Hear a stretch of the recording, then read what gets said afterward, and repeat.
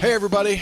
Hello there. Thank you so much for being with us. We welcome you in to the 213th episode of Three Guys Before the Game with a special guest joining us today, Mr. Michael, the touchdown maker, Baker, a member of West Virginia University's undefeated regular season team from 1993. He's always been a guy that I don't know why, but personally, I always liked him from the time he got here, and then his playing career, post-playing career. You know, you always have those guys. They're all good kids, but for some reason, certain guys just stand out, and you go, I liked him. You know what I mean? I know what you mean. You know what I mean? Yeah. So we were talking about gas, and he popped in my head, and I said, yes.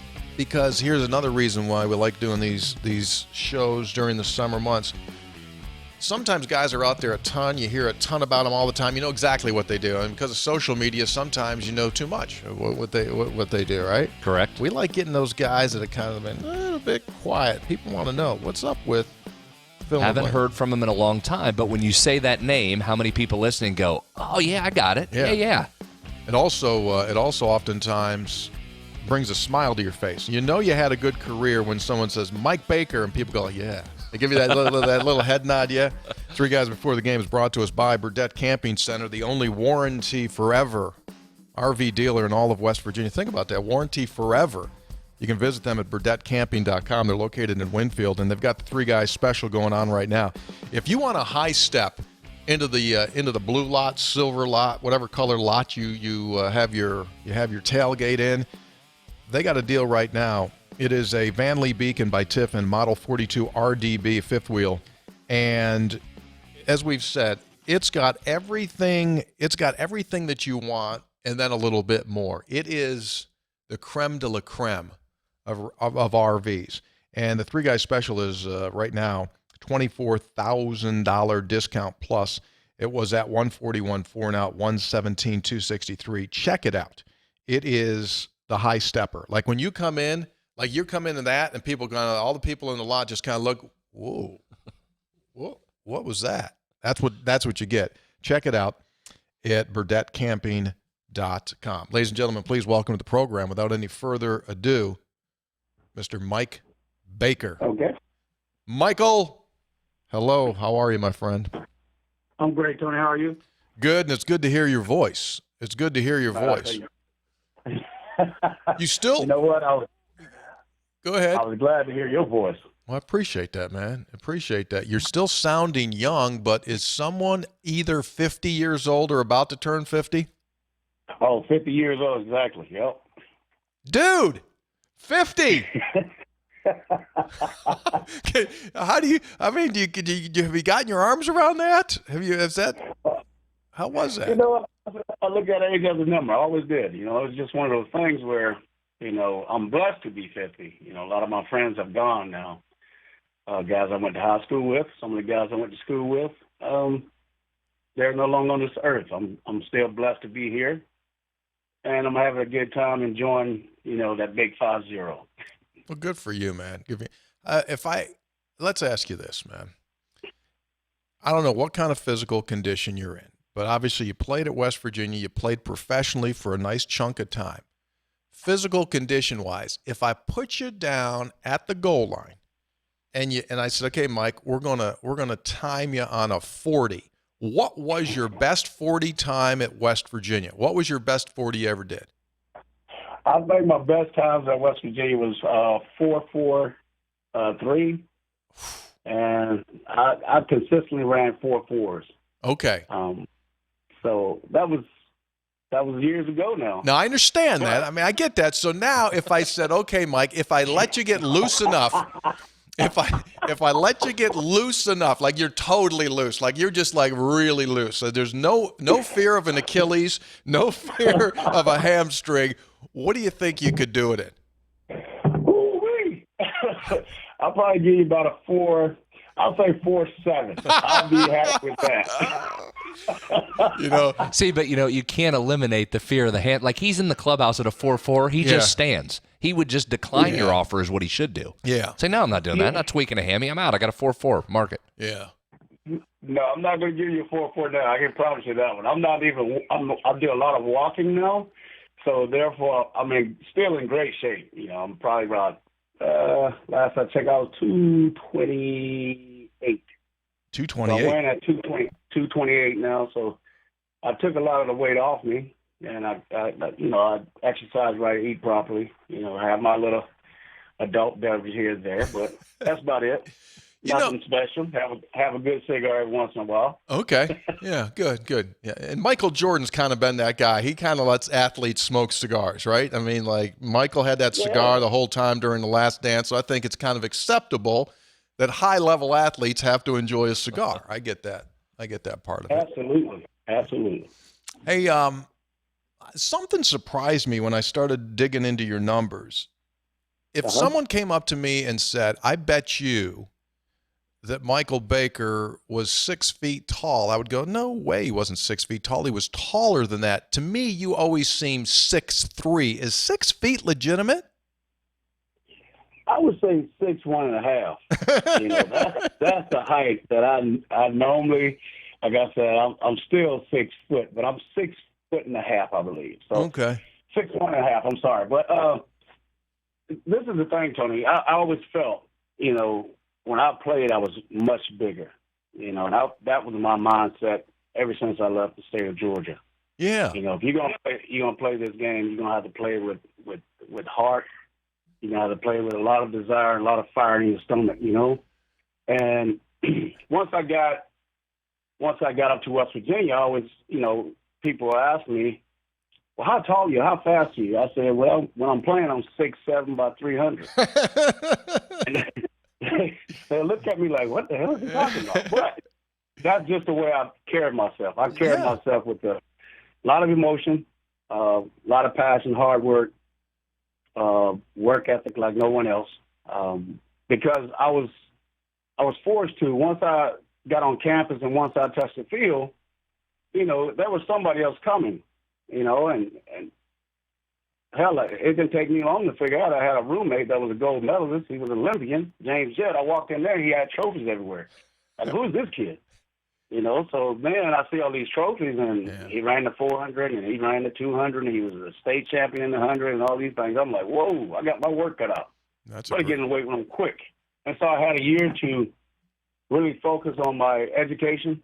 Harness that in and get acclimated to college life. Classroom where I had the opportunity to come to West Virginia as a prop. And by them taking a chance on me, like I talked to you last week about West Virginia giving me the opportunity, Coach Neal and those guys giving me the opportunity, I would never have let them down within the classroom aspect. Now, football-wise, things can happen. You can get injured. Someone else can come in that's better than you. They might see that. And then you find yourself just working extremely hard to get on the field. And I was very fortunate that I did the classroom part of it. That was a goal of mine to graduate from West Virginia, which I've done.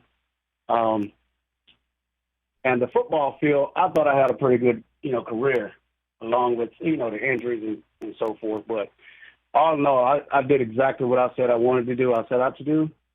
And I remember going to Boston Beanery one summer of, I would say, 93.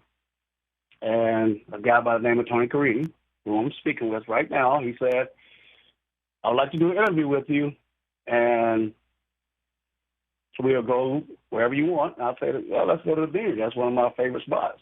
So we went in the Beanery, and the first thing I said, Tony, we're going undefeated. He said, come on, man. This is the Big East. This is the Big East. We got Miami in that conference. We got this person in that conference. I said, well, I understand that. We got those people in the conference. We got Syracuse. We got Miami. We have Rutgers and Boston College, and they have some great players, Pitt. I said, but I guarantee you we go undefeated. And I said, I'm going to tell you how we're going to do it. We're going to smash Eastern Michigan. We're going to crush them. And I said, we got 27 seniors on this team. And I said, those captains that we have, Mike Collins, Rich Braham, And I want to say I'm losing one. Oh, Tim Brown. Yeah. And those are the cats that we had. And Coach Dillon, said to me, "Hey, Mikey, I'm going to tell you something now. I want you to go out there and you tell those guys, get those guys fired up." I said, "Well, Coach, those are captain's jobs to get them fired up." He said, "Well, you're pretty much a dang captain here, you know what I mean?" I said, "Well, I treat myself as a captain. I'm going to treat your team as such." And I said, "I'm going to do everything you ask." And so that was my goal, to keep that team fired up, keep that team loose, keep those guys and the younger guys, because we had a wealth of talent, man. We had tons of young kids. There's Aaron Beasley and Logan and all those guys played in the NFL for years. Yeah. And to be around those young guys pushing Rashawn Vanderpool, Zach Abrams, and Brett Parisi, all those guys, man, it was a pleasure to be around so many young talented kids and to have them push you, and you could never, I would say never relax. I couldn't relax. So therefore I went at 100,000%. Yeah. And I enjoyed every bit of it. That's a great perspective. You said a bunch there, and I want to pull back because I would imagine a good chunk of our listeners are younger. And you said that you were a prop coming in. Nowadays, a lot of times people that are listening, they go, "What prop? What's that mean?" And that's always to me been one of the great themes and chunks of your story to me. One of the things that makes me the happiest is that you came in as what we used to call a Proposition 48 NCAA rule, and Right. you were ineligible athletically for the first semester. But the way that it worked is that if you came in and did well in school, then you would be eligible to play, but you would lose that year of being able to play. So let's go back even a little bit further than that. Well, let me finish. I'll finish that in a second. You came in ineligible to play. You left as an honor student at WVU. That's why it's always, to me, a great part of the story. So let's go back before that. When you look back at it, why were you academically ineligible? Why were you a prop? Take me back into the high school days. Did you take it seriously enough? Not seriously enough? Why did that happen in your view? Well, I always look at, and I still, to this day, everyone is different, but we all the same people.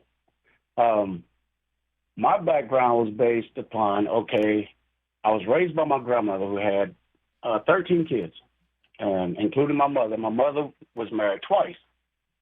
And I never was raised by two parents in the household. So my grandmother was a school janitor at my rival high school, Brunswick High. And we played those guys every year. And that was a big rivalry in the state of Georgia because it's close, county lines there. It's a bridge disconnecting the two towns. So, my grandmother being a school janitor, she wasn't, she didn't graduate high school. Not ashamed to say that. My mother was fortunate enough to graduate from high school, but I never lived with my mother. I was taken by my grandmother and raised by my grandmother. So the educational part wasn't always there. So I found myself struggling, but I was able to graduate high school. I was, but I wasn't testing well, at the time. Mm-hmm. And I continued to take the test. I started taking the test I want to say my junior year, because I got into football relatively late because I was always working, trying to provide for myself as well as trying to, help my grandmother as many ways as I can, as I could at the time. So now I must go forward a little bit. But once I started taking that test I found that, it's like, damn, some of the things I'm being asked here, I'm not really learning in the school system. Mm-hmm. And I'm not saying that Camden County now are not taking, pre-testing and all those things, because I think they are. But at the time, it wasn't a thing to do pre-testing in the high school system. So I remember going back to my teachers and writing down some of the questions on the SAT as well as the ACT and saying,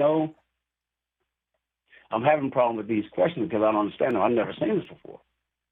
And then I write them down and I get one or two. And I was real pleased. So I saw the progress, every time I took the test, but I never, qualified for the first academic year of West Virginia University or any other universities because I was being highly recruited. I was a highly recruited athlete, but that test score never got up to what some of those people, wanted to be. So I lost a lot of, people dropping off, Florida States and Clemson's and all these different schools that fell off, Desmond Robinson, somehow, and Coach Steele and those guys. I got a phone call one day, and I was at school, and I was in the coach's office, and he said, hey, West Virginia want to talk to you. I was like, okay, cool. And they said, Coach Neal said, regardless, he said, for what I've seen on the film, regardless if, you get the score or not, we still going to take a chance on you. And the smile that came across my face was, I still wear that smile today. That's why I was telling you a couple of days ago, Tony, the pride I have, going to school there and getting my degree from there and meeting all the friends and the people I've met along the way there. It's as soon as I get close to that place, man, I just lights up, because it's one of those places where it's magical, and it's like, man, good people, good times, great university, and prideful people. I can always say that West Virginia is one of those places where the pride is overwhelming. People have a lot of pride. Although it's not, like I said, it's not Michigan and some of these places that I've lived. It's not London, but it's West Virginia, and that's, I say one of the best places I've ever been in my life. And so, Mike, you arrive here in Morgantown, and you have to sit out that first year, and that's not always easy. You're coming from a guy that's, as you mentioned, highly recruited. You walk onto campus for the first time, and now won't be playing for the first year. What was your mindset at that time, both on the athletic side of having to sit and the academic side of knowing you had some work to do? Well, the academic part was easy because that was my goal. Once someone said, I'm going to take a chance on you, you would never want to let them down. When somebody say, I'm going to, invest in you, that is all you're looking for. Someone to say, I believe in you. And I can recall walking into a meeting room. I still had to make the meetings. I had to go to meetings. And I had to learn on my own. I couldn't work out with the team, but I had to work out on my own. They had a schedule. Everything was in place. And so, therefore, everything being in place, I know for a fact that, okay, I'm a master of the classroom because they explain to you, we got tutors here, we got this here, we're going to follow you whenever you get up, we're going to know when you're up, we're going to know when you're in class, when you're not in class. And I was like, well, I'll always be in class. I'm always up early anyway. So I arranged my classes to where it fit the schedule. I wanted to be as close to that team as I possibly could. I felt like Rudy at the time. Not just myself, Michael Booth and Adrian Morrell was with me. So it was kind of easy because I had two other guys, and I didn't feel so isolated because I knew that I wasn't the only person at the time that struggled testing. And so we formed a pack. We worked out together. We made sure that all three of us went to school. We went to classes, and I didn't miss a class. I didn't miss anything. I was on the academic honor roll first 2-3 semesters there straight, and I kept that up. And I pride myself on, I wasn't an academic, I want to say All-American, which that's Rich Brown. That's a different level of things. So some of those guys were so smart. But I know if I got in the classroom and I worked hard, that everything else was going to take care of itself because I was chomping at the bit to get on the field. And once that season was over, man, and I was eligible to play, I was at the weight room every day, twice a day. I was running through Morgantown like a crazy person, up and down High Street Hill. All of, there's people like, is he crazy? What's wrong with that guy? And I just had that thirst of, wanting to prove people that, hey, you got something coming that's going to be special to watch it. I don't know, how it's going to work out, but in my head, I knew that once I, put that number 7 on, there was going to be some serious business being taken care of. And that's just what I wanted to do, man. Like I said, I'm not one of the all-time greats at West Virginia, but I feel like I was the greatest at West Virginia. You know what I'm saying? So when you're looking at guys like Reggie Rimmer play, and in my eyes, I'll say the best that played at West Virginia, although you had Deshaun Foreman and David Saunders and the guys after me that put up crazy numbers in terms of passing. Coach Nealon wasn't that kind of coach. Coach Nealon was we're going to run the ball and we're going to throw it 2 or 3 times around the yard, you know what I mean?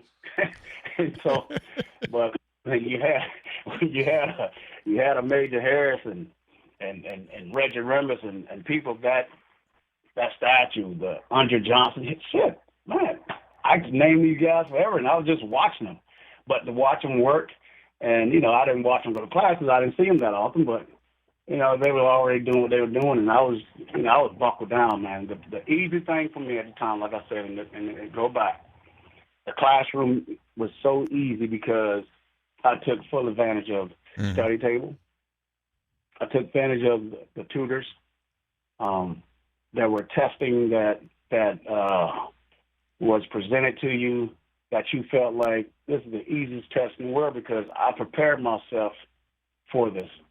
And that's, going back to what we talk about the prop plan, I didn't have that structure in terms of, that upbringing.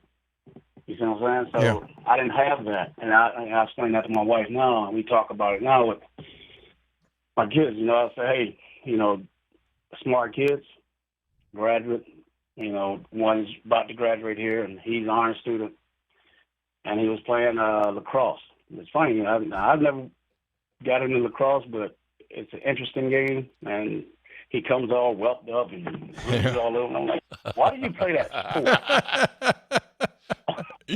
I don't get that. Whacking them with the stick all the time, right? Yeah. Just jamming the stick in their arms as they're running. You're right, Mike. Yeah.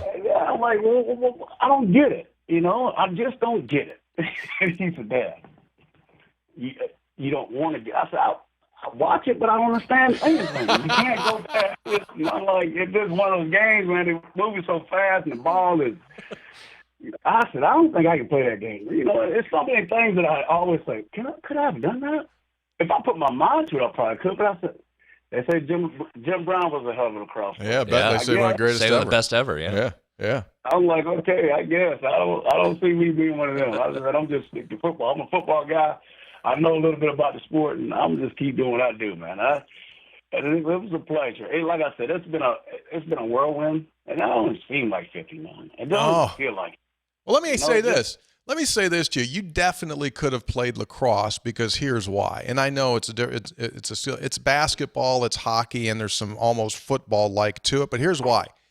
Anyone that can stand by themselves and look straight into the sky, getting ready to catch a football that comes down like an anvil with 11 other people coming straight at you, i.e. your punt return days, and then you start upfield. If you could do that, you could play lacrosse. Don't you think? I think if you can return punts and then do it at a high level, like Mike, basically anything athletically you can do. You can stare down, like you just said. That's an unbelievable skill set right there. Yeah. Yeah, that is definitely different, man. It's just one of those things where I don't know. I think playing crazy, athletes just crazy. We got a different chip, It's a different something going on up there. It don't make sense. I remember my grandma called. She was like, I would never watch you play football again. And she didn't, She just didn't want me to play it. And that was my way out. All my uncles and those guys were military people. And, and I was like, I remember being in Georgia when I was the youngster. And my uncle came home from work. He was working at the Georgia paper mill at the time. Now it's Georgia Pacific. So he come home one day and he told me, he called home. He said, hey, I need that garden turned up and whatnot, make sure it's done. I said, oh, no problem, man, because I was thinking about my girlfriend. I was like, yeah, as soon as he get home, I'm going to get his truck, and I'm going to see my girlfriend. So I rushed out there about 20 minutes and ran until real fast. He came in. He come in my house. He looks at me. He said, hey, come here. I said, what's up? He said, walk me over here to his garden. I said, yeah, okay. I said, the garden turned up. He said, well, you turned it. That's right, but look at these lumps in the dirt. And from that point on, I started paying attention to detail because because of my selfish ways, I rushed to do something, and he normally takes his time. And I said, I don't understand why you got to go so slow to do this. Everything's so slow. I just got to go fast. I want to get it done so I can do what I'm doing. And then he asked me, he said, now, you going to do it again? I said, well, I guess my girlfriend's out of the picture today because it's going to be a while. And he asked me, he said, now, what are you going to do with your life? And that's the first time someone ever asked me that. And that was when I was a sophomore. And I said, wow, that's a big question for a kid, you know. I'm thinking, I don't know, play football, I guess.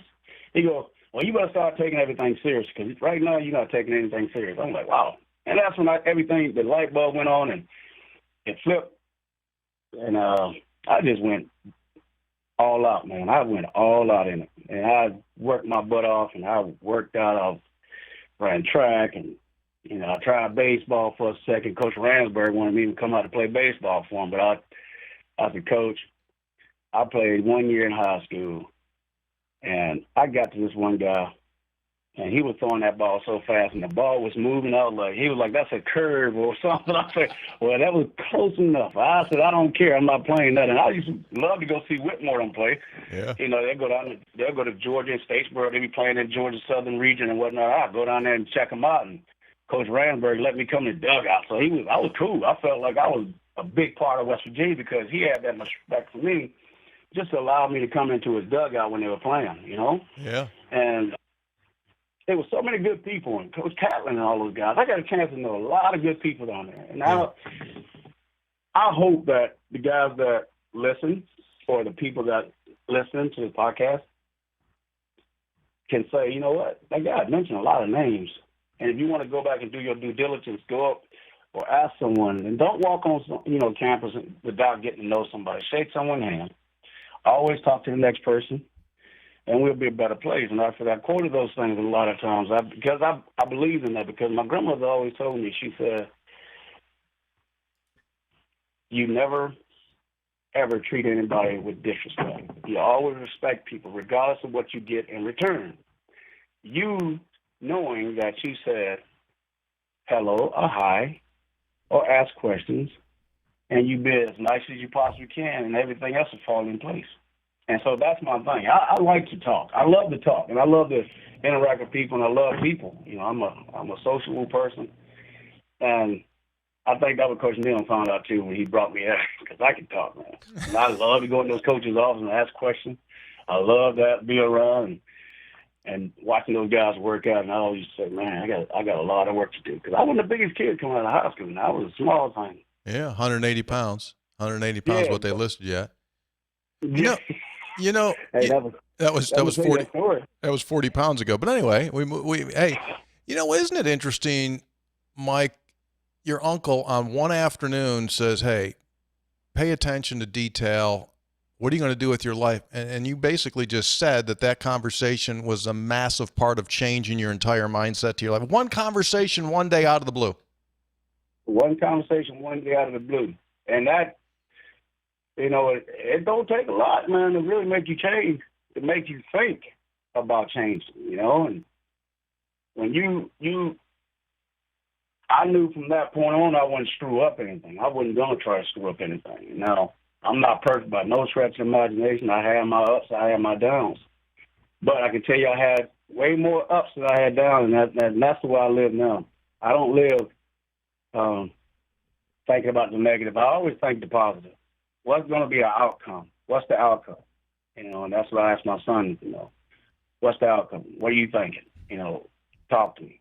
Let me know exactly what you're thinking, and we can work it out. You know, if you tell me a lie, and if I find out it's a lie, then we got a problem. But if you tell me the truth, I'll go to the end of the world for you. But just don't tell me a lie. And that's, I just try to live that. I try to live it. I try to be it. And I'm a mountaineer, man. And I don't know, I wear that with pride. And I tell people I'm a mountaineer. You see West Virginia in my car, you see my hats, my clothes. My wife always say, "Do you have any other clothes besides West Virginia?" She said, when you go to work, you're in your uniform, you got on your polos and stuff like that, you got your slacks on. She said, as soon as you come home, it's a West Virginia outfit. I said, hey, that's what I believe in. Got to represent. That's what I believe in. That's Gotta awesome. So represent. you're still wearing the gear. I like it. I like that. That's good. Man, I gotta have the gear, man. I got my flags flying on the weekend, and I'm so right now. I got my fingers crossed, my toes crossed, and I'm just praying that we get a football season this year. I'm praying that everything works itself out. We find a vaccine for this COVID thing. Yeah. We're with you on that. Yeah. We're with you on that. Can, Okay, hey, Yeah, here. 'cause All right, we- here. You just mentioned a second ago. I think if you've listened this far to the podcast, you can tell that you like to speak. You're good at speaking. You make some great points on your stories. You're legendary around here for the talking, and some of it you just said into coaches' offices, but also to managers. Right? When you'd walk into practice, you'd needle the manager. You'd get on guys. Right? You weren't afraid to get on guys. Did you yap? yeah. Did you yap on the field? Were you a trash talker during the games? You know, I wasn't a big trash talk on the field. You know, that's I think people it was two Michaels, maybe it was three of me. I don't know. But once I hit the field, I was focused on what I had to accomplish. You know, what we worked on, and I was going to do everything that they asked of me on that field. I blocked. I would catch balls. You know, I would, you know, make sure that people lined up properly. You know, but during practices, that's when I was at my fullest. I talk more junk during practice but I know those guys didn't work as hard as I did. And I knew that. And, you know, and I had to force them to work even harder. You know, it was, you know, Tony, you've been out practicing. When I used to go out there before I come out of the locker, man, I'm calling roll call. Yep. You know, roll call. And roll call meant all my my colleagues, my boys on the receiving corps, they had to ask me to be ready. I don't care who you are. You can be a walk-on, and you got to be ready. When I call your name, here, present, ready to go, you know, anything. You know, Jay Kearney, Ed here, we had some personalities, man. You know, we had some personalities, and myself and Jay Kearney, man, we was two dudes that, you know, we facing Mike Collins, Tim Brown, Derek Wiley, Wes Richardson, you know, all those defensive backs, those young Thundercats, I used to call them, them little guys, you know, and they was just Van Washington, Charles Emmanuel. I mean, yeah, guys. Van Washington, Mayfield, Beasley, right? Mayfield. Yeah. Yeah, man, you had thumpers on that team, and you had to be ready. So it was a thing, and you know, that day when the pass came on, it was all out. Let's get it. Yeah. You know, and I don't care who it is. We'll fight, but we gonna have fun doing it. You know, those guys knock you around. This game they playing now, you can't touch the guy on top of the head. I said, well, y'all need to go. They still should suspend Tim Brown right now when AC Collins in the Miami game. I said, he's damn to kill that kid. That's true. I mean, that's a hit. Now that's an all-timer. Left his shoes on the That's field. an all-timer. I was just watching that again today. You know, you said something there though. You've said a couple of things here that are really interesting because I think there's some lost arts or lost lessons that don't get carried forth today. But you said something there about trying to do what was asked of you on the field, and you slipped in there that you would block. And I thought that play, and I'm going to take you back to '93, that Miami game. The punt return is what you're known for, right? That one you very nearly broke, but put West Virginia in scoring positions. But on the Robert Walker touchdown, that's the game winner, your block downfield was really what sprung him to get him in the end zone rather than just being a 10-yard play. So to me, that play kind of exemplifies what you're talking about. The punt return that everybody knows, but the block that you may not have noticed. Absolutely, and that's part of what I did. You know, and I knew if they put that cat on me, that little, you know, I forget his name on top of my head, number 22, I can still see him. Little, his name was Little, 2 or 4, I'm not sure. But anyway, I can tell you what, I knew the defense they called, and they had a big thumper at safety. And so I know the play was coming to my side. So I kind of shortened the field so I can at least shield him. He couldn't come through me. Once I got my hands on him, I was bigger and stronger than him. So I was trying to get him to that safety to get 2 blocks so Robert can, you know, walk in, which he ended up walking in. Yep. And that solidified our season. And well, until we went to Boston College, but and we had some games, you know, some blocks in there, and I made some catches along the way. And like I said, it's not about how many catches that you made. If those catches can translate into wins, or those blocks can translate into wins, then you did your job. Yep. You know, some guys now, they want the ball 30,000 times, If I don't get my numbers, if I don't get this, I'm transferred. I'm a transfer portal. What are you talking about? You know, you commit to that school, ride that out. You know, I was committed to West Virginia. We had some knockdown seasons. We didn't have some great seasons. You know, my first year of eligibility, we didn't go to a bowl game. And I said, I don't like this feeling. Yeah. I hate the feeling. I want to be I got to do something. And if I got to talk more junk or I got to lift more weights, if I got to ruffle some feathers, I'll do that. And I wasn't afraid to do it because I know that they respected me because I didn't send my clothes out there to play for me. I played for myself. You know, I didn't send the number 7 jerseys out there to play. You know, regardless, if those guys were throwing the ball, they were going to be throwing the ball at me. I wasn't dropping too many balls, and I pride myself on not too many drops. I can tell you the one drop that still haunts me. I still have nightmares. Every time I see anything from Blacksburg, it was a 4th and whatever. And Greg Jones was our quarterback, and we was in Blacksburg at Virginia Tech, and he threw, Greg Jones threw the ball kind of hard. You know, no touch Greg. I used to call him no touch Greg. Just so. If he listens, he's going to be upset. But that was my thing, you know. I'm like, man, just put some touch on it, throw it out to the outside. But, man, I was running an out route, and we pivot out instead of just sprinting out. So you can still keep your eye on the quarterback. We used to do this thing where we pivot and pin to the outside. And when I was doing that, the ball was on its way, and it went right through my arms. And you could hear the crowd gasp like, he caught it. And then I was like, oh. It was the longest flight that was a quick flight back from Blacksburg. You know, it was just one of those things. I was like, dang, that's the only play that I got to say that still sticks out in my head. And I say, if I ever get in a situation again, I'm never dropping the ball. Yeah. Tony, how about that October 6, 1990 was that game? That's 30 years ago. Still sticks with me. Well, here's some more memory for you. You hit it exactly on the head. The corner that you blocked on the Robert Walker touchdown, number 4, you said he wore 2 or 4, and you said Little. Earl Little. He was a 6'1" corner out of North Miami High School. So you hit that on the head as well. So, yeah, memory lasts.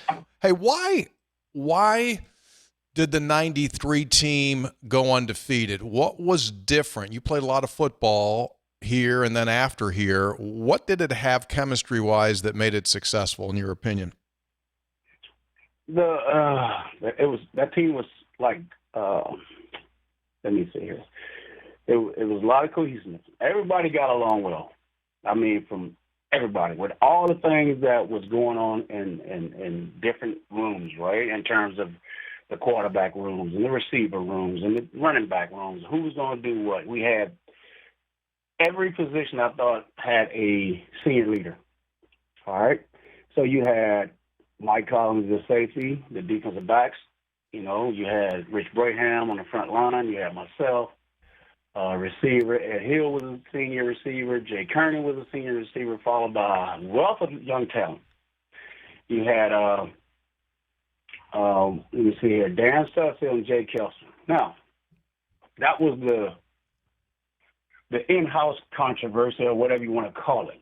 You know, we didn't see controversy. We just saw 2 great athletes. And regardless of who started or who played, both of you got to be ready. You know what I mean? Now I'm sounding like Coach Neal because it seems like I can hear the conversation going on. We go in our meetings and that's what he'll be saying. You know, it's just one of those things where you had to be ready. And I said, we got 27 seniors in the team. I'm going to lead you guys. Now, I don't have to be your captain, but you're going to listen to what I got to say. And when it's time to work, we're going to work. When it's time to joke around and play, that was my job to do that too. I'd come in the locker room, man, as soon as I get to the door. You know, we had that security guard, I forget her name on the top of my head.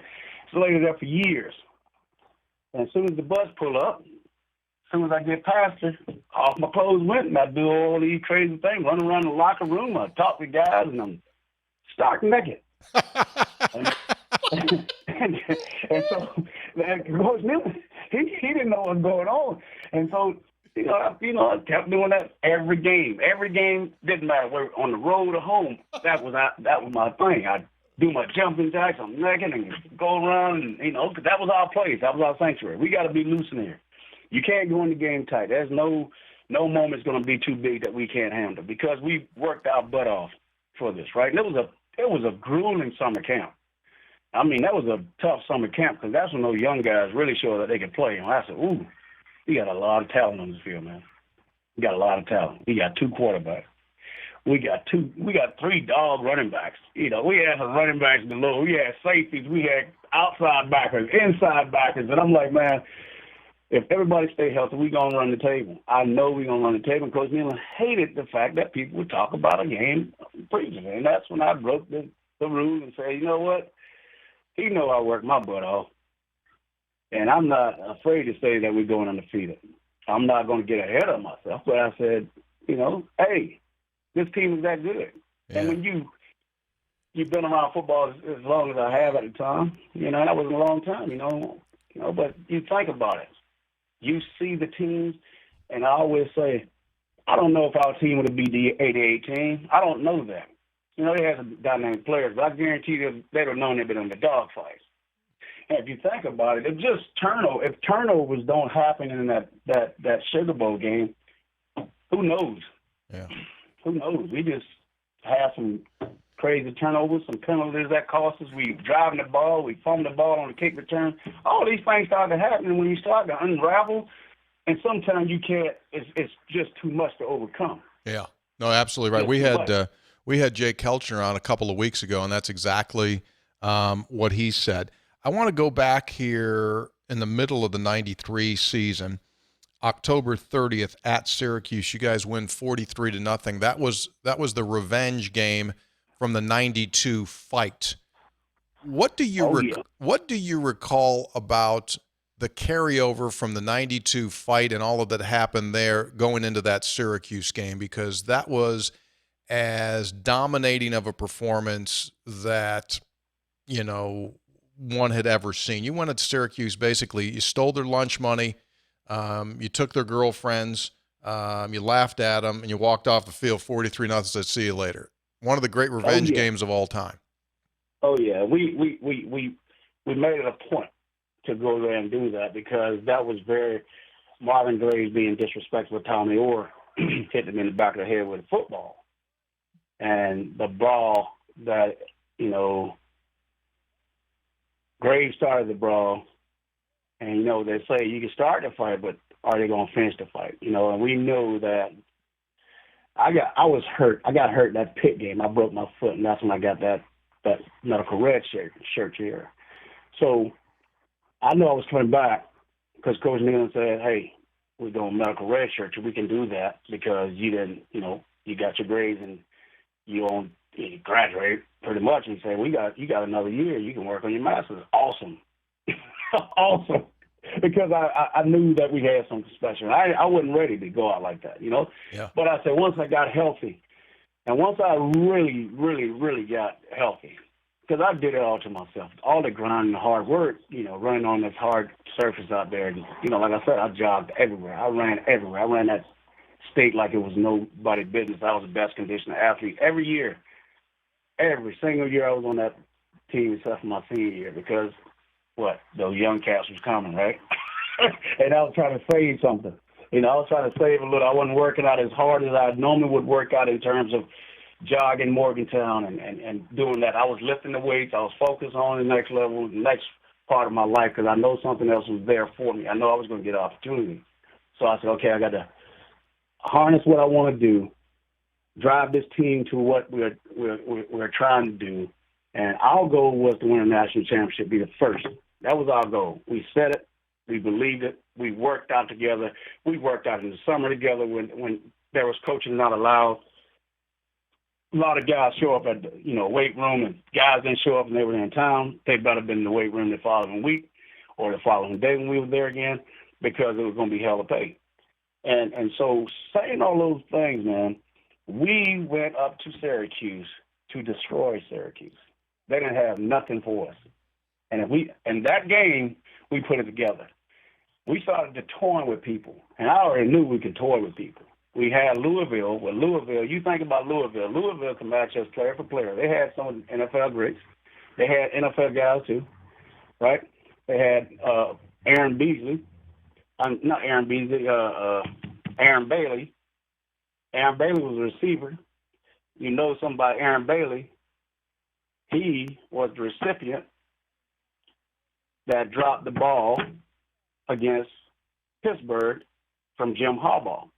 How about that? So you think about that. And those guys from Pioneer High School, and we talk all the time, myself and Aaron, because Aaron played in the arena as well after he had a stint with the coach there.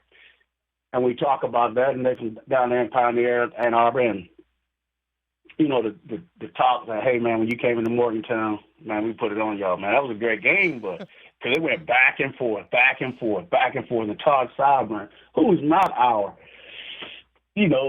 accurate kicker in terms of field goal. Todd was our punter. Right, exactly. But Coach Nealon made the decision that we're going to kick this field goal and we're going to win this game. And I was like, man, I'm saying to myself, okay. you don't question what Coach Nealon is saying. You just ride with it. But I'm like, why is Mazzone not going out there to kick the field goal? Johnson or somebody who, normally kick the field goal. Why did Todd go out there? Todd boot that thing to still, I think the ball's still traveling. I'm like, it's one of those things where everything was clicking, man. And those games were monumental games because you had a Snellenberg on the sideline. Do the history on Snellenberg, I'll tell any young person, go do the history. Well, he comes from a lineage of talent, from down there in Miami when he had those Hurricane teams, and he built that program in Louisville, and Coach Nealon built the program in Morgantown, and it just, I love to do the work, but then I get caught up in the coaches, all the coaches, and a lot of those damn coaches from West Virginia, Ohio. I'm like, hey man, I didn't know Nick Saban was Fairmont. Yeah, exactly. I didn't know these Jimbo Fish from down the road there from. I said, man, what's going on here? All these great coaches and stuff. So it's fun when you start doing, when you have time to really think about what you've done and who you come across and who you met. Yeah. And the games that you played, and those games stick out. That Syracuse game definitely stick out because we wanted to beat them as bad as we could, and they didn't score a point that night. Yeah, you're right. You absolutely did. Hey, let's jump ahead to post WVU. You played professionally for 8 seasons. You were in the World League with the London Monarchs. You played for the St. Louis Stampede, the Albany Firebirds, Grand Rapids Rampage. You were an Arena Bowl champion. You caught a ton of balls, 530 receptions, 5,700 yards, 69 touchdowns, 12 interceptions, total touchdowns, 82. That had to be a lot of fun. That was a lot of fun. It was a blast, man. I was still young, I know, but I got hurt in Pittsburgh. I got that free agent shot in Pittsburgh, and when the Steelers, we did an injury settlement because they needed a roster spot, and I got hurt early enough that when they came to me and my agent, they said, okay, listen, we'll bring you back if this, but we don't have to buy your contract out. We're going to buy you out of the contract. So I could have been selfish. Once again, the selfishness didn't kick in. And I didn't allow it to kick in because they said, we can bring you back if you are healthy. And the end of the season, we can do that. Well, they said, we're going to pay XYZ dollars for you now, and you are a free agent again, but we have the first rights to you, right? So I thought I was getting healthy. I started working out. I came back to school, worked on my master's, worked for Shelly over a little while. Then fast forward, I got a call one night from a guy named Dave Ewart. He was in St. Louis. And I remember coming back from downtown, checking classes, make sure Barrett Green and all those guys were in their classroom, which, 9% of them, they duck class a lot, so they used to drive me crazy. But Mark Bulger, he was one of the smart kids. I always say that. Mark Bulger was one of the nicest guys that I've been around in terms of young guy, like a young person. Yeah. He was always where he had to be. He was so respectful when he was in, because I had Shelly Poe had me doing, not Shelly Poe, Shelly, I forget her name. The other one, used to work with Coach Ford. Sandy Cole? Sandy Cole? Sandy Cole, there you go, Sandy Cole, right. So Sandy had me running study hall. That was part of my duties at school at the time. So I was running study tables and checking classes and everything. So, but, I was downtown. I got on, came back, and Lloyd Rice said, you got a phone call from a coach today.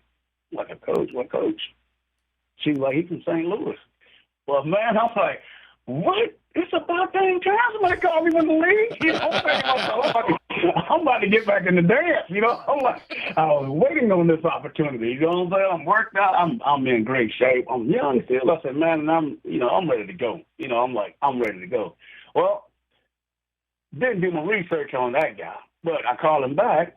And he was like, yeah, and Dave Ewert, blah, blah, blah. He didn't tell me he played, coach for the Stampede. He just said I was in St. Louis, and I got a, I don't even know if he said arena. He probably said all the things that I think he didn't say, but I was so excited about playing football that I didn't hear none of the things he said. But then I got to, I left the next, I probably left that next 2 days. I was out of there.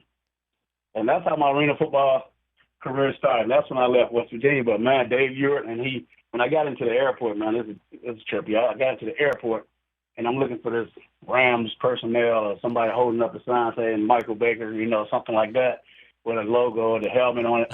None of that. I see this guy with some arcs and some horses running up on it. And I'm like, what the hell is that? And I'm like, hey. He was like, well, your buddy is here. I said, my buddy? What buddy? He said, Ed Hill. I said, oh, really? And I said, oh, man, it's the arena football thing. And he was like, yeah. I said, well, So you thought it was the NFL. Instead, it was the Arena League, and gotcha. So, yeah, they got me, man. And then I was like, I was like, I don't know how I felt. I ain't know what to feel, because I always thought Arena League was a renegade league, I was like, I used to say all the time, I'd never play that, but I used to love watching it.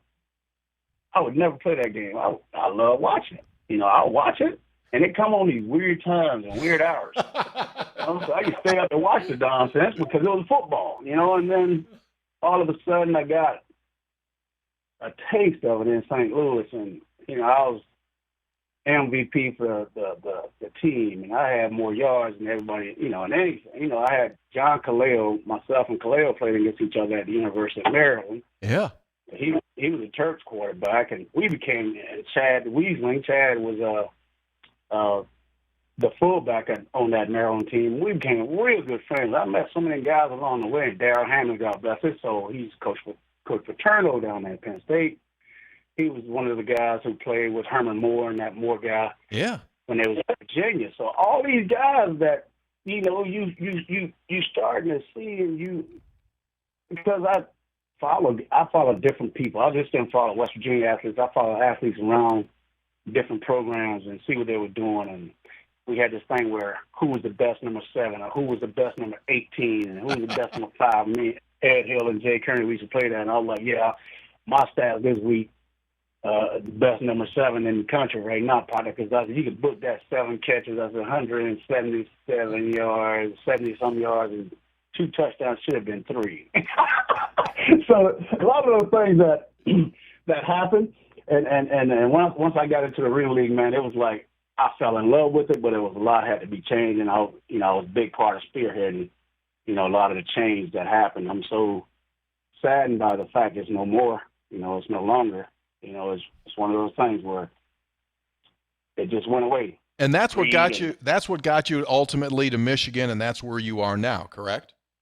And that's absolutely right. So I was after leaving St. Louis, I got that team folded. But other teams can draft players off the team. So Albany Firebirds took my rights. They drafted me to those guys, and I didn't understand why, because they had Eddie Brown, who was Antonio Brown's dad, on the team, and me and him didn't get along well at all. And so he was one of those guys that had to have the football. And, hey, I was a young guy, and I know I can do what I can do because I was the best at doing it. But in Albany, he was the best, and so Coach Daly made a decision to make me a wide receiver linebacker. Well, never played linebacker before in my life. I never even tackled anybody, I don't think, unless it was an interception. I jump on someone's back. But now having to tackle someone, and really have to focus. So therefore, I changed my body style again. So I put on some weight, and I started lifting, and I got stronger.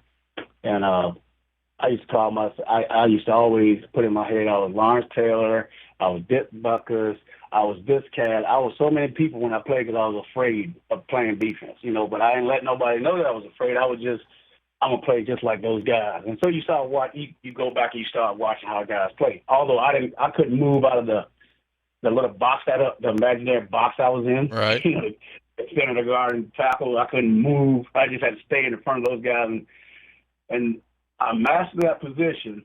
And I was up for the Ironman of the Year. That's the best two-way player in the game. I lost to Ford F-250 diesel to a guy by the name of Mike Compton who come out of Little Town, but I think it was all joke. That year I was the best, and I'll tell anybody I was the best because I had more yards, more touchdowns, more wins. My team was in the playoff. They didn't win one game. How did that guy get the Ironman of the Year? I don't know, but I say, hey, that's the biggest one that ever dodged me, but I'm fine with it because I know I was the best. And a lot of people used to tell me, man, you got a big truck, man. Why you riding around a big truck? So it was kind of cool, for a long time. And then after being in New York, I got traded here because we had some players that come here. They made a trade, but a lot of the guys was damaged property. They was hurt or something, and the other. Myself and Eddie Brown, Antonio's father, didn't get along. And a guy by the name of Mike Hornsey, he came into the fray, and he's like, I'd rather coach Eddie instead of Becky because I know Eddie, I don't know him. And they say he got an attitude problem, which was far from the truth. Far from the truth. I just played the game like I was the best that played the game. I didn't have an attitude problem. It's that when you know you're good at something, you want to just show people how good you are, and you want to continue to work hard. And that rubbed people the wrong way because when they was done, now you're talking about professional men. I learned how to be a professional from the guys like Rod Woodson and those guys. And Rod Woodson said, hey, what are you going to do? How are you going to handle this? And this is what we're going to do. When you became part of a union, we didn't have a union in Arena League. We started a union. We got more money. We got benefits.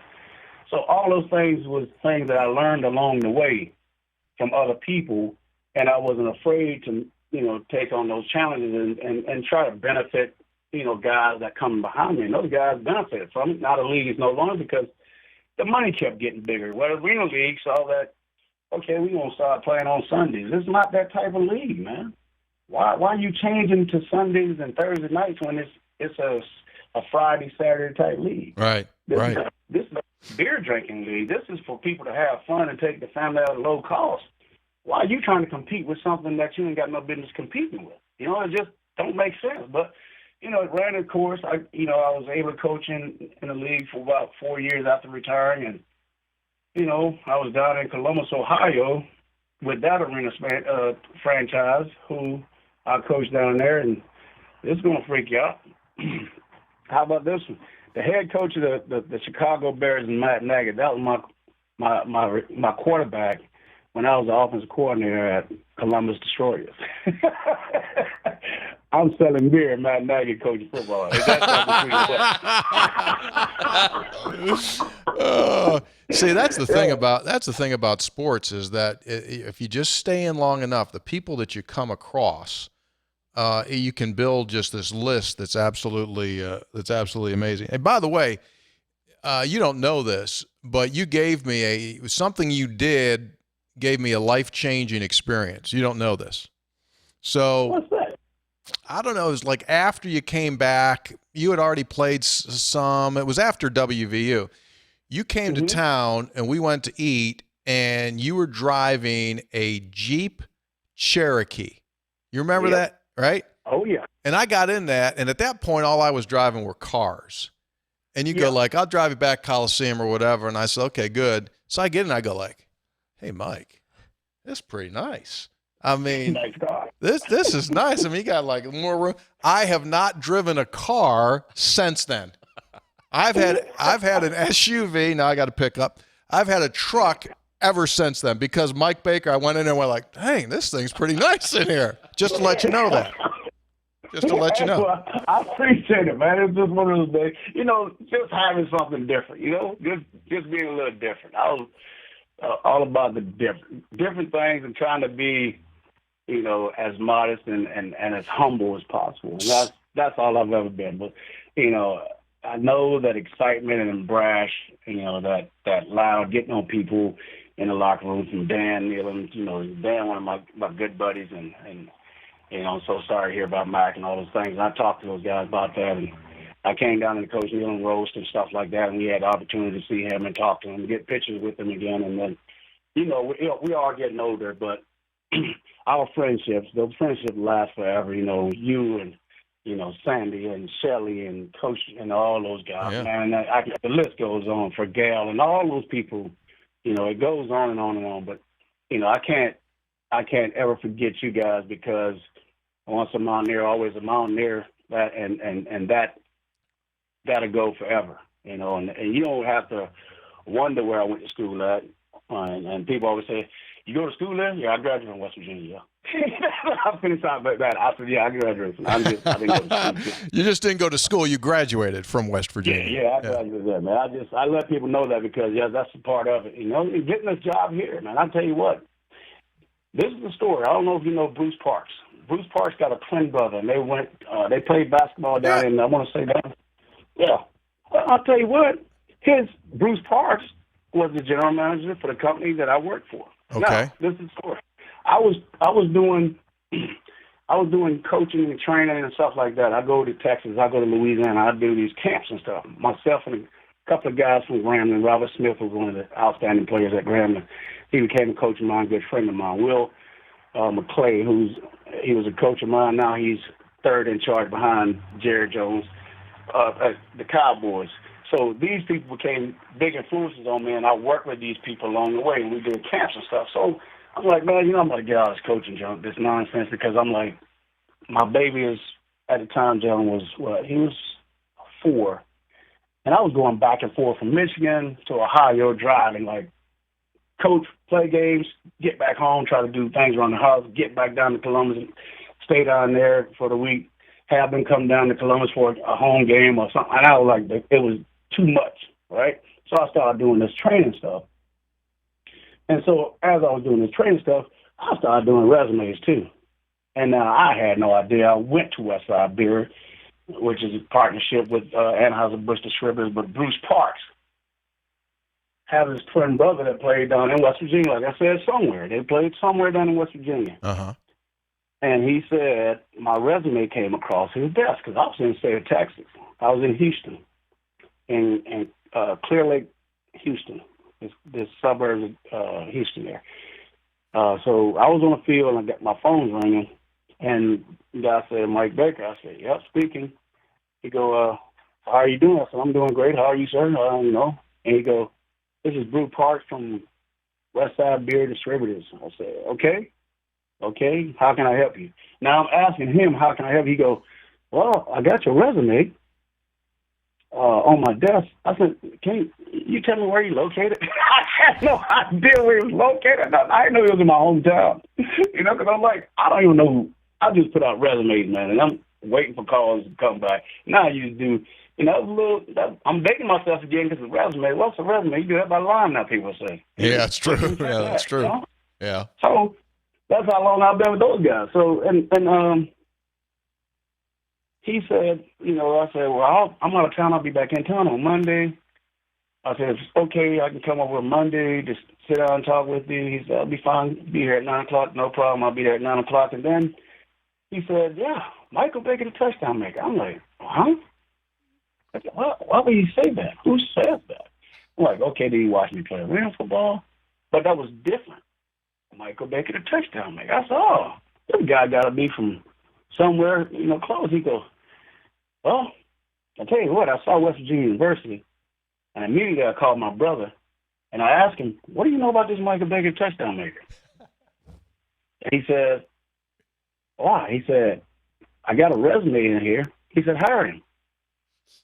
And so, once again, doing the right thing when people are watching you, and doing the right thing when no one's watching you, Yeah. it still works out for you. You Yeah. see, so it was help along the way. I got help from a mountaineer along the way. Someone had watched me or been around me to say, "That's not a bad guy. Give him the opportunity." Once again, that opportunity was given to me, and I'm still working at that company. How long have you been there?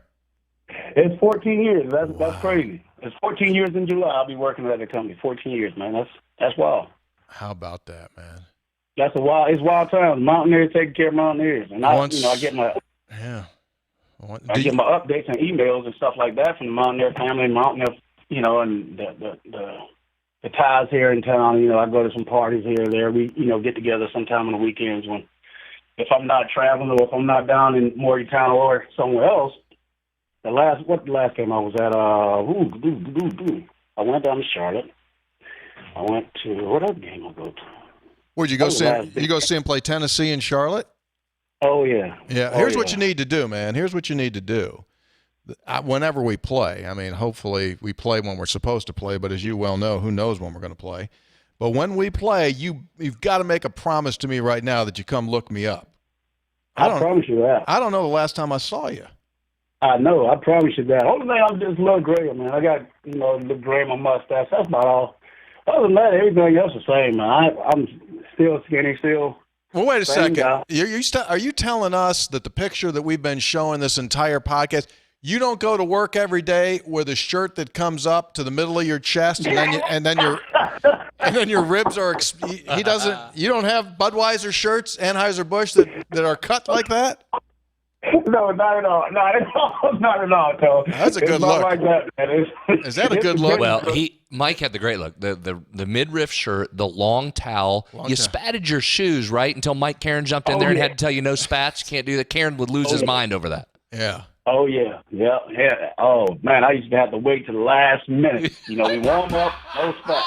Yeah. Warm up, no spat on. Boy, by the time we lined up to come on the field, I was spatted up. I'm blessed to get a spat, y'all. And it would drive everybody crazy. He's always spat this shit. He's supposed not to spat it. I'm like, man, that's my style, man. Yep, exactly right. That's good. That was back in the day. That was good. Now didn't warm up with the spats because Mike Karen would lose his mind, and then as soon as he wasn't looking, put the spats on. That's how you do it. Oh, yeah. I used to always tell him, man, you look good, you play good. You play good, you feel good. That was my thing, man. I look good. I said, hey, I'm going to look the part. I don't know how good I am, but I'm going to look the part. Let me say this. I think that was kind of the start of towels. That was early on in the towel. Guys would wear towels. Before that, you didn't have guys with the long towels. Again, Mike, if you go back and watch, Mike had the flowing one, right? Yeah. Sometimes you get the quarterbacks had the little ones there. Then they started to be fashion accessories. Oh, yeah, exactly. Oh, yeah, everything we did was a style to it. You had to have the socks, the certain length, you had to have this. Everything got to be, down to a science. That's because a good look. it was one thing out of place, I couldn't do it. And my gloves, Dan used to have to order me special gloves with my name. You put Playmaker on, Mike Baker, touchdown maker on one weekend. I'm getting rid of those gloves so fast, man. I gave gloves to people. I take them off, and I was like, here, take this home. Or, we came down. I'll tell you another story. We came down, and we played in a flag football game one year down there. I'm trying to figure out who was the coach. Was it Coach? No, it wasn't. Coach, not Coach Neal. It was someone. What's the guy? Rich Rodriguez? No, it wasn't Rich Rod. It's Coach after Rich Rod. Coach Stewart. Yeah, Coach Stewart. We came down one weekend and we played a flag football game. And Dan was like, hey, Blake, you got to have this, this, and this. I said, Dan, what do you think I'm going to play again? He's like, hey, but you need these good shoes, you know what I mean? I said, Coach, Dan, listen. I said, I don't care what kind of shoes you got in this locker. I don't care what kind of gloves you got in this locker. I'm not Mike Baker, touchdown maker anymore. I'm just Mike Baker. I'm going to go out there and stand up, and hopefully I can catch one ball just to hear the crowd cheer again. But that didn't happen because Aaron Beasley, he going to come over there, and I ain't catching every ball that whole day. I'm like, this guy's killing me. Hey, let me get a little thunder, man. Just let me get one more the roar at one time, But it's just one of those places where I always feel big in life when I'm in Morgantown because it just makes you feel that way. Because it's something about that city when you come across. And now it's touchdown city you guys got now. Yeah, they kind of got sort of kind of. That kind of is going away too. But touchdown city. I'm like, man. So I just need to. It's just one of those things where we can go and just sit there and I would love to catch up with you guys, man, when I come down so we can talk and Because it's a whole different ball game when it comes down. You got grocery stores on every corner. You got restaurants on every corner. Oh, yeah. It's you got changed. Hotels in the, you got hotels in the stadium. I'm like, what's going on here, man? Yeah, What's really happening? It's a new world. It is. It's a definitely. It's a beautiful place. I mean, it's a beautiful place. But that's what I want people to understand. It's that hometown feel that you get. You know, I know Gene's over there, and I used to go to that. That used to be my bar. You know, that used to be the place we go because I played softball with those guys in town. Yeah. And we used to go there and have our little pops, and we'd have hot dogs and shoot the breeze. And after the, you know, I can recall coming back from Boston College, and we stopped there in Masontown and got that escort into town. Yeah. Once I got out of the bus, I couldn't wait to get off the bus because the people was out there and I wanted to be a part of it. I got pictures of people all around me and I'm hugging people and stuff like that. But as soon as I got done, jumped in my car and off we went. About 12 guys I played softball from Morgantown. The team was going here. Everybody just scattered after all the hoopla died down. I was in a bar at Gene's in Morgantown, West Virginia, and it's the best time I've ever had. You know, in terms of being around the people that had belief in me and truly my friends. You know, they said, "Well, you going to Gene's? Where the hell is it?" I said, Charlestown, I don't even know how to get there anymore. I talk to people now, I'll be like, I don't even know how to get to Gene's anymore. I know you go downtown, you go past the Hotel Morgan, and you come in that area, but I said, I went down there, I got lost. So I'm like, I don't know how to get around that town no more, man. Yeah. Well, we're from where we're recording right now. We're a half a mile at the max from Gene's. So we're gonna hook up. We're gonna go to Gene's.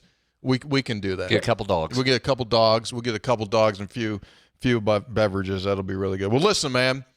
I can't thank you enough for your time. It's everything that I was hoping for and more. It's great to hear that you're doing well. And I hope fans and listeners will enjoy the update as to what's going on. And you said it so well. Once a Mountaineer, always a Mountaineer. Michael, appreciate it. Hey, Tony, thank you, guys. Hey, bro, y'all have a good one, man. I love you guys. Same here, man. Thanks, you take Mike. care. There he is, Michael Baker, the touchdown maker. How good is that? He's great. How good is that? And again, continues to blow our mind how when we talk to these guys, and it's been almost 30. 27 years. Almost from 30 93, years. from the last So year. he remembers that the guy's name that he blocked, his name was Little, and he said either 2 or 4, and it was 4. And I'm still continually amazed by that because it's not as if it was in the era now where you see that constantly, where you may see the Robert Walker touchdown run over and over. Like you just didn't get that often, and he's still locked in on that almost 3 decades later. Virginia Tech pass drop. I ran an out, but we pivoted. Our style was that we pivoted. If you go back and listen, this is going to be one of those, I think, it will get better the more times you listen to it. You want to talk about some leadership lessons that he gave, and then you wonder why 93 was so good. You always try and recreate, all right, why were those great teams so great? And you know you have great players. But you listen to his attitude about how he was going to handle being a prop and then turned into 90. That's why. They had a support system in place. All I had to do was take advantage of it. Right. Perfect. Who have we talked to recently? We talked to David Mayfield. What was his attitude like? Like, could tell you the blades of grass, which way they were going when they were playing, right? Knew everything, remembers everything. Jake Kelchner. Had it all. Right? Michael Baker. We know Braham. We know all those guys. The best line, I mean, I wrote down like 5 or 6 different things he said that just screamed leadership to me and why that group became so good. But how about this one? Every position group had a leader. That's a big one right there. That wasn't just 2 guys that you were looking at Major and somebody else's leaders, right? In 88. It wasn't at 93 looking at Kelchner and 2 other guys. Every position group had a leader. And that's the thing we always now trust us. We know you have to have talent. Well, that team had a ton of talent. Had a ton of guys that went on and played afterward. You got to have talent. We know it. There's never been a donkey that's won the Kentucky Derby. Never will be. You got to have horses. However, what separates teams that are talented from teams that have extremely high levels of success? And it's the things that we always talk about. It's that true chemistry. That's the magical That's the dust. And character. And character. And those go hand in hand. When there's great character, there's generally great chemistry. Yeah, exactly. So that's always the magic. So a lot of times people will ask us, hey, how's the team going to do this season? Hey, do you think this team will do well? And you always can go like, well, yeah, but you don't know how they're going to mold themselves together. That ultimately decides it. It also, one last thing on the leadership. It struck me, and you know this, and sometimes I always do this. You get on coaches that just say something and keep pounding it, even though sometimes you're going, dude, that's not true. Right. But they're also messaging back to the team. His description of Nealon messaging with the two quarterbacks, it's not going to be divisive. We would sit here today and go, you better pick one, you got to pick one, you can't have two, can't have two, can't have two. And Nealon, every meeting, not just sometimes, every meeting would say, we got two, we're going to win with two. They're going to both be good, and they're going to help us. And he regurgitates that 30 years later. Yeah, and him telling Michael Baker, hey, you might not be a captain by name. You're a captain in my opinion. You're a captain. Go be a leader. Yeah. Go be a leader. You're a senior. Go be a leader. That was always great nuggets in there from Mike.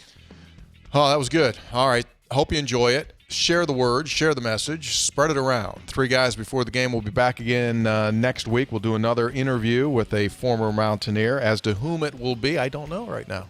In development, talks, stages. Still working on a couple Still working. that you'll like. Still working on a couple. You're going to like them a lot.